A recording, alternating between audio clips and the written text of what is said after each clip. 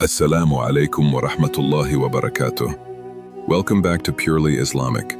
बदर बिन सईद हाजिर है एक नई वीडियो के साथ। प्योरली इस्लामिक के नाजरीन, क्या आप जानते हैं एक ऐसा गुनाह है जिसकी माफ़ी नहीं मिलेगी?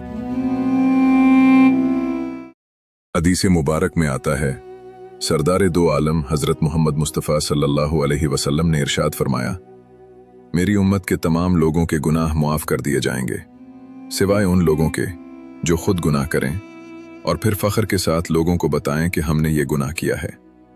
सोचिए, हम गुनाह करके सिर्फ अल्लाह को नाराज नहीं करते, बल्कि जब उसे लोगों में बयान करते हैं तो अपने गुनाह को आम भी करते हैं। अल्लाह सत्तार है, वो पर्दा रखता है, मगर जो खुद अपने पर्दे को चाक करे उसके लिए माफ़ी के दरवाजे बंद हो सकते हैं। लिहाजा अगर कोई गुनाह हो जाए तो फौरन तौबा करें और उसे लोगों के सामने बयान करने के बजाय अल्लाह से मुआफ़ी मांगे। अल्लाह हमें सच्ची तौबा की तौफीक अता फरमाए, आमीन। अगर ये बात दिल को लगी हो तो वीडियो को लाइक, शेयर, कमेंट करें और चैनल को सब्सक्राइब करना ना भूलें।